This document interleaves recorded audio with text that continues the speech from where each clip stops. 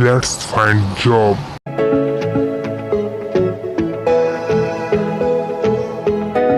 आपके अपने YouTube channel let's find jobs में दोस्तों आपका स्वागत है।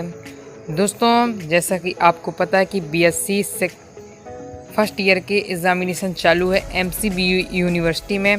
तो दोस्तों आज की इस वीडियो में अपन केमिस्ट्री का पेपर फर्स्ट का फुल सॉल्यूशन जानने वाले हैं। दोस्तों इससे पहले अपने चैनल पर दोस्तों पेपर सेकेंड की फुल सॉल्यूशन अपने चैनल पर डल चुका है केमिस्ट्री का दोस्तों, रसायन विज्ञान का, आप जाकर देख सकते हैं। साथ ही दोस्तों फाउंडेशन के अंतर्गत तीनों विषय हिंदी, अंग्रेजी, उद्यमिता विकास का भी सॉल्यूशन डल चुका है दोस्तों, आप अपने चैनल पर जाकर देख सकते हैं। तो चलते हैं दोस्तों वीडियो को स्टार्ट करते हैं बिना टाइम वेस्ट किए और जानते हैं दोस्तों केमिस्ट्री के पेपर फर्स्ट का सॉल्यूशन। दोस्तों इसके आपके ऑब्जेक्टिव आंसर है। तो दोस्तों भी मुझे इसके क्लियर आंसर पता नहीं है, इसलिए मैं आपको बता रहा हूँ दोस्तों। मुझे मिलेंगे दोस्तों तो मैं इन्हें अपने टेलीग्राम चैनल पर डाल दूंगा लेट्स फाइंड जॉब के नाम से दोस्तों, आप उसे ज्वाइन कर सकते हैं। तो मैं हाँ दोस्तों आपको ऑब्जेक्टिव आंसर प्रोवाइड करा दूंगा। तो दोस्तों अब डायरेक्ट मैं आपको लघु उत्तरी और दीर्घ उत्तरी प्रश्न बताऊंगा। तो दोस्तों आपके लघु उत्तरी प्रश्न चालू होते। तो दोस्तों आपका पहले लघु उत्तरी प्रश्न है, मैं प्रश्न क्रमांक 2 है, आदर्श एवं वास्तविक गैसों में आपको तीन अंतर बताने हैं। तो ये इसका आंसर मैं आपको दिखाता हूँ, आप इसे फास्ट ही नोट कर लीजिएगा। दोस्तों ये आपका प्रश्न क्रमांक दूसरे का आंसर है, तो आप इसे फास्ट नोट कर लीजिए दोस्तों। ये आपका दोस्तों प्रश्न क्रमांक दूसरे का आंसर है, तो आप इसे फास्ट ही नोट कर लीजिए।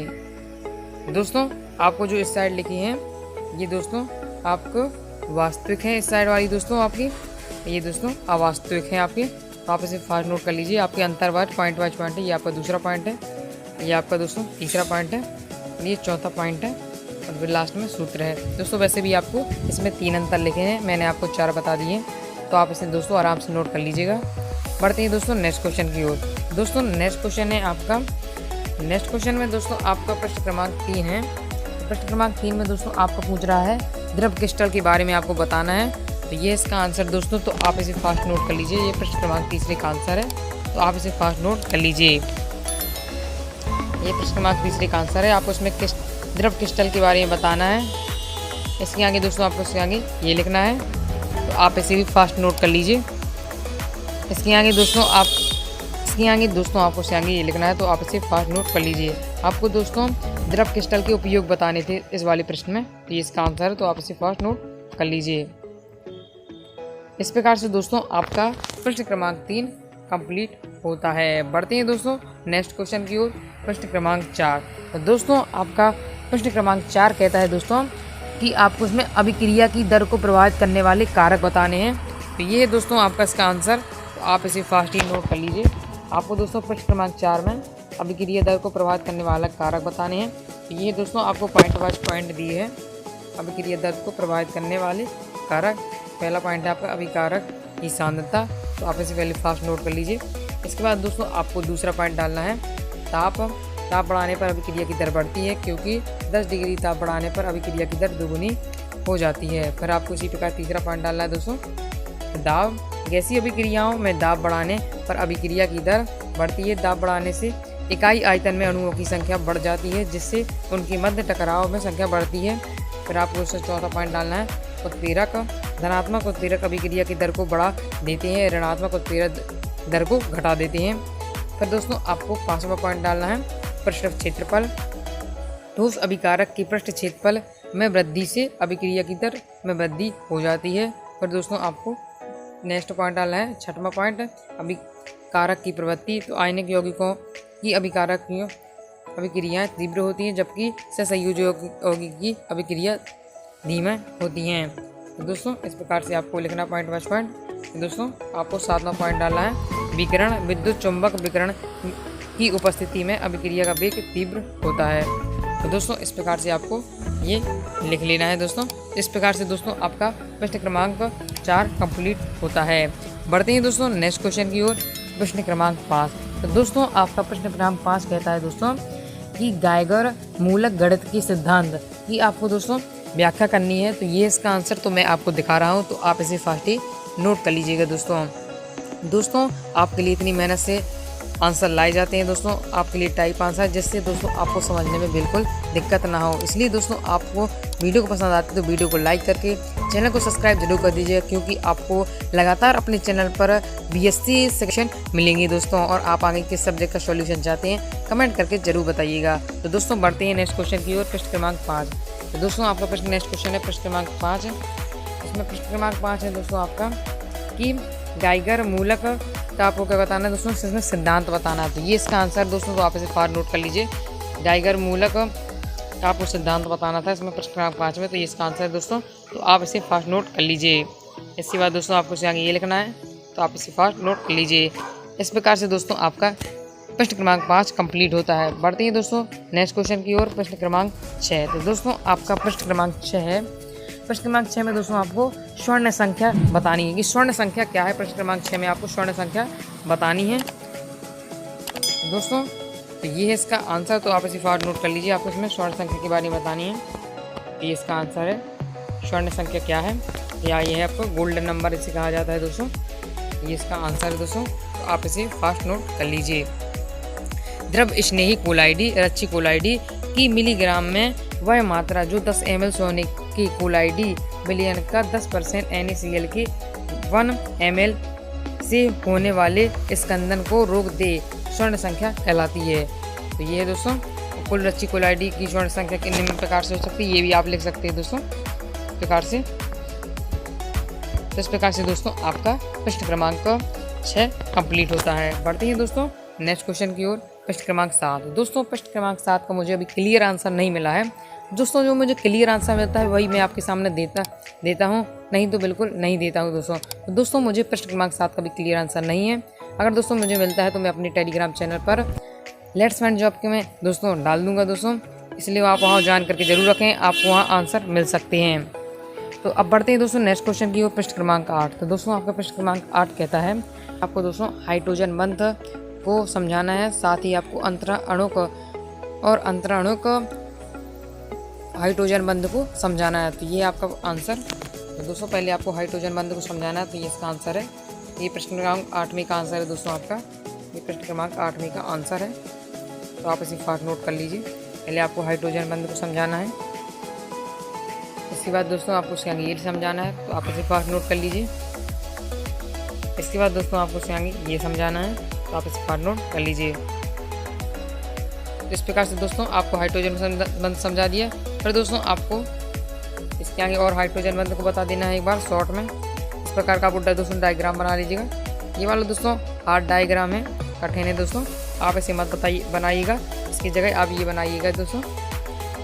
ओके दोस्तों, फिर इसके आगे दोस्तों आपको अंतः अणु को हाइड्रोजन बंध को भी आपको समझाना है। तो ये इसका आंसर दोस्तों, तो आप इसे फास्ट नोट कर लीजिए। दोस्तों आपका प्रश्न क्रमांक 8वें का आंसर है। इसके आगे दोस्तों आपको ये लिखना है, तो आप इसे फास्ट नोट कर लीजिए। आपको दोस्तों डायग्राम भी बनाना है, उदाहरण में जैसे इसमें क्लोरोफिनॉल का दिया गया है, तो उसको आपको डायग्राम भी बनाना है। फिर दोस्तों आपको दूसरा पॉइंट बताना है, इसी में अंतरा अणु हाइड्रोजन बंध को भी समझाना है, ये इसका आंसर है, तो आप इसे फास्ट नोट कर लीजिए। इस प्रकार से दोस्तों आपका प्रश्न क्रमांक 8 कंप्लीट हो जाता है। बढ़ते हैं दोस्तों नेक्स्ट क्वेश्चन की ओर, प्रश्न क्रमांक 9। दोस्तों आपका प्रश्न क्रमांक 9 कहता है कि आपको क्या करना है, इसमें अभिक्रिया की वेग को प्रभावित करने वाले दोस्तों आपको कारक बताने हैं प्रश्न क्रमांक 9 में। दोस्तों ये है इसका आंसर, तो आप इसे फास्ट ही नोट कर लीजिए। आपको अभिक्रिया दर को प्रभावित करने वाले कारक बताने हैं। ये है दोस्तों पॉइंट वाइज पॉइंट है दोस्तों अपना। तो ये पहला पॉइंट है ठोस क्रिया कारक का पृष्ठीय क्षेत्रफल, तो आप इसे पहले फास्ट नोट कर लीजिए। इसके आगे दोस्तों आपको इसके आगे ये लिखना है, तो आप इसे फास्ट नोट करते चलिए, उदाहरण से समझाइए दोस्तों। तो ये आपका पहला पॉइंट हो गया दोस्तों। आपका दी 2-3 प्रश्न है, इसलिए बड़ा हो सकता है। फिर दूसरा आपका दूसरा पॉइंट है इसमें क्रिया कारकों का की सिद्धांतता, तो आप इसे फास्ट नोट कर लीजिए। ये आपका दूसरा पॉइंट हो जाता है, तो आप इसे फास्ट नोट कर लीजिए। फिर दोस्तों आपको इसमें इसके आगे ये लिखना है, तो आप इसे फास्ट नोट कर लीजिए। आपका दूसरा पॉइंट चल रहा है अभी, तो दोस्तों ये है। तो दोस्तों आपका तीसरा पॉइंट हो जाता है दाब, तो जी है ये ऐसे आपको आगे ये लिखना है, तो आप इसे फास्ट नोट कर लीजिए। दाब के अंतर्गत ये आपका तीसरा पॉइंट चल रहा है। फिर दोस्तों आपका चौथा पॉइंट आ जाता है ताप, तो ये इसका आंसर। दोस्तों आपका ये प्रश्न क्रमांक 9 का आंसर चल रहा है। अभिक्रिया वेग को प्रभावित करने वाले कारक हैं, ये समस्त कारक हैं। ये आपका चौथे वाले का है, ताप है आपको, जिसके आगे आपको ये लिखना है। तो आप दोस्तों फास्ट नोट कर लीजिए, पॉइंट वाइज पॉइंट है दोस्तों। इसके आगे दोस्तों आपको लिखना है अभिकारकों या क्रियाफलों की प्रवृत्ति, 5वां पॉइंट है आपका, तो आप इसे फास्ट नोट कर लीजिए। फिर दोस्तों 6वां पॉइंट है उत्प्रेरकता, तो आप इसे फास्ट नोट कर लीजिए। ये दोस्तों उत्प्रेरकता, तो आप इसे फास्ट नोट कर लीजिए। ये 6वां पॉइंट है आपका ये। तो इस प्रकार से दोस्तों अपना प्रश्न क्रमांक 9 कंप्लीट होता है। बढ़ते हैं दोस्तों नेक्स्ट क्वेश्चन की ओर, प्रश्न क्रमांक 10। तो दोस्तों आपसे प्रश्न क्रमांक 10 में पूछा गया है कि शोडी के विस्थापन समीकरण को आपको दोस्तों समझाना है। शोडी की दोस्तों आपको विस्थापन सिद्धांत को उसमें समझाना है। तो ये इसका आंसर, तो आप इसे फास्ट नोट कर लीजिए। आपको शोडी के नियम को समझाना है इसमें, तो ये इसका आंसर दोस्तों, तो आप इसे फास्ट ही नोट कर लीजिए। इसके आगे दोस्तों आपको ये लिखना है, तो आप इसे फास्ट नोट कर लीजिए। इसके आगे दोस्तों आपको इसके आगे ये लिखना है, तो आप इसे भी फास्ट नोट कर लीजिए। इसके आगे दोस्तों आपको ये लिखना है, तो आप इसे फास्ट नोट कर लीजिए। इसके आगे दोस्तों आपको ये लिखना है, दोस्तों आपको इसके आगे ये लिखना है, तो आप इसे फास्ट नोट कर लीजिए। इसके बाद दोस्तों आपको इसके आगे ये लिखना है, फिर दोस्तों आपको इसके बाद ये लिखना है। आई होप दोस्तों आपने इसे नोट कर लिया होगा। अगर दोस्तों आपको वीडियो को कम क्वालिटी में देख रहे हो तो दोस्तों आप वीडियो को HD क्वालिटी 720p में देखें, जिससे आपको समझने में कोई भी दिक्कत नहीं होगी। दोस्तों इस प्रकार से आपका प्रश्न क्रमांक 10 कंप्लीट होता है। बढ़ते हैं दोस्तों नेक्स्ट क्वेश्चन की ओर, प्रश्न क्रमांक 11। दोस्तों आपका प्रश्न क्रमांक 11 है कि कोलाइडी विलयन के आपको गुणधर्मों को बताना है। प्रश्न क्रमांक 11वें में दोस्तों आपको कोलाइडी विलयन के गुणधर्मों को बताना है। तो ये इसका आंसर दोस्तों, तो आप इसे फास्ट ही नोट कर लीजिए। ये है कोलाइडी विलयन के गुणधर्म। तो पहले आपको रूपरेखा इसमें दिखाई गई है। विषमांगी प्रकृति, स्थिरता, सतही क्षेत्रफल, रंग, अवसादन, ब्राउनी गति। फिर आपका दोस्तों 7वां टिंडल प्रभाव, कोलाइडी कणों पर आवेश, विद्युत कण का संचालन प्रभाव, फिर स्कंदन। तो 10 पॉइंट दिए हैं। फिर आप उसको दोस्तों अपने ये दीर्घ प्रश्न है अपना दीर्घ प्रश्न है दोस्तों, आपको इसलिए आपको बड़ा लिखना पड़ेगा।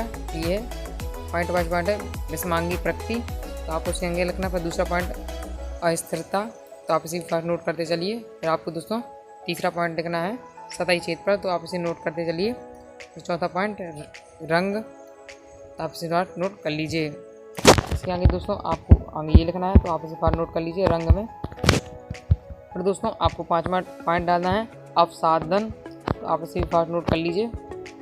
इसके बाद दोस्तों आपको 6वां पॉइंट डालना है ब्राउनी गति, तो आप इसे फास्ट नोट कर लीजिए। आप डायग्राम बनाना चाहें तो आप इसका डायग्राम बना सकते हैं। ये दोस्तों आपको ब्राउनी गति को समझा रहा है दोस्तों। फिर इसके आगे ये लिखना है आपको।